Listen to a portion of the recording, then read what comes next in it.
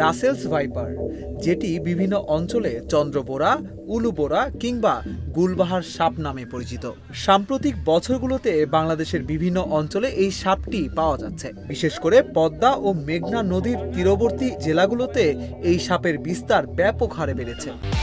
একমাত্র ওয়ালটন এসি দিচ্ছে 1 বছরের রিপ্লেসমেন্ট গ্যারান্টি এবং কম্প্রেসারের 10 বছরের গ্যারান্টি।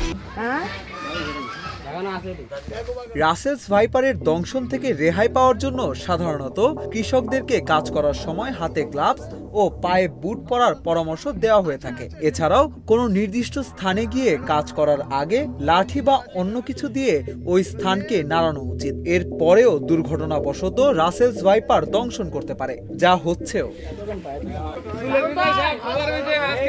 জনসাধারণের মধ্যে একটা ভুল ধারণা আছে রাসেলস ভাইপার দূর থেকে তেড়ে এসে কামড় দেয়। এটি সম্পূর্ণ ভুল ধারণা।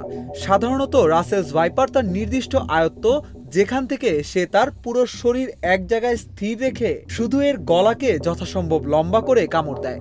বাংলাদেশের কোনো বিষধর সাপই কাউকে দেখে তেড়ে এসে কামড়ায় না।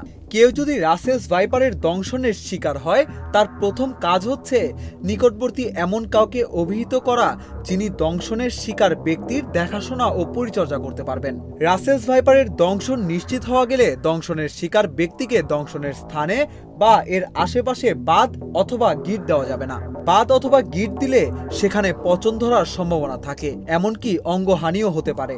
দংশনের শিকার রোগীকে হাতে কামড় দিলে গলার সাথে হাত ঝুলিয়ে রাখা অথবা পায়ে হলে পা সোজা করে রাখাই শ্রেয়।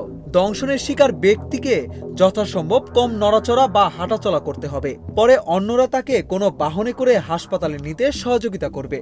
বাংলাদেশের সব মেডিকেল কলেজ হাসপাতালে ও জেলা হাসপাতালে রাসেলস ভাইপারের বিষ প্রতিরোধী অ্যান্টিভেনম মজুদ থাকে। তাই কেউ রাসেলস ভাইপারের দংশনের শিকার ব্যক্তিকে কোনো ওঝা, বৈদ্য বা কবিরাজের কাছে না নিয়ে গিয়ে সরাসরি হাসপাতালে যেতে হবে। তাহলে বেশিরভাগ ক্ষেত্রেই দংশনের শিকার রোগীকে বাঁচানো সম্ভব হবে।